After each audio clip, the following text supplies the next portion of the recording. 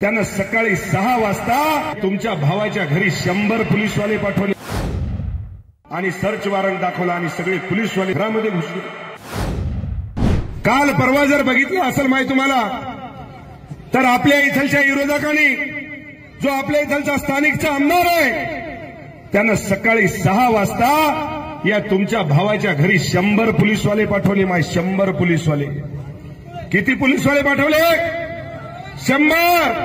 माझ्या घरामध्ये लेकरं झोपलेले, बायको झोपलेली, आई झोपलेली आणि त्या पोलीसवाल्यानं खट खट खट खट दरवाजा वाजवला आणि सर्च वॉरंट दाखवला आणि सगळे पोलीसवाले तुम्हाला सांगतो लेडीज सगळे घरामध्ये घुसले।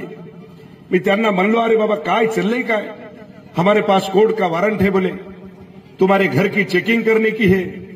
आता तुम्ही सांगा, एका आमदाराच्या घराची जर माय हे चेकिंग करत असतील कोणाच्या सांगण्यावरून, तर सर्वसामान्य माणसाचं काय आहे याचं मला उत्तर तुम्ही दिलं पाहिजे। कशामुळं? तर या ठिकाणी या हिंगोली शहरामध्ये हे जे शिवसेनेची फळी मी उभी केली, त्याचं म्हणणं आहे की तुम्ही ही उभी करायची नाही, आम्हालाच उभं राहू द्या आणि आम्हालाच निवडून द्या। अरे लोकांनी तुम्हालाही निवडून दिलं असतं, तुम्ही जर चांगलं काम केलं असतं, तुम्ही जर कुठे एखाद्या अड्ड्यावर जर सापडले नसते, तर या मायबाप जनतेने तुम्हाला सुद्धा तळहातावरच्या फोडासारखं वागवलं असतं। ध्यानात ठेवा, हे संतोष बांगर चुकीचं कधीच करत नाही। मग मी जे बोलतो ते अंतःकरणातून बोलतो। या संतोष बांगरनं गरिबी बघितलेली आहे की गरिबी काय असती।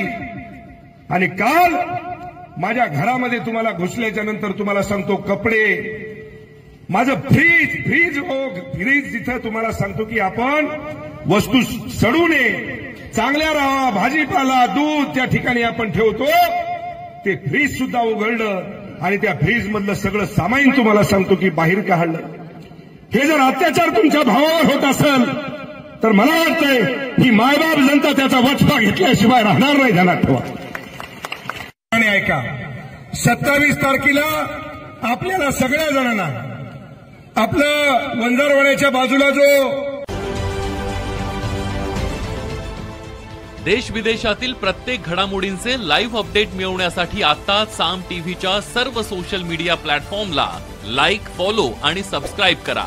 तसंच सर्व नोटिफिकेशनसाठी बेल आयकॉन प्रेस करायला विसरू नका।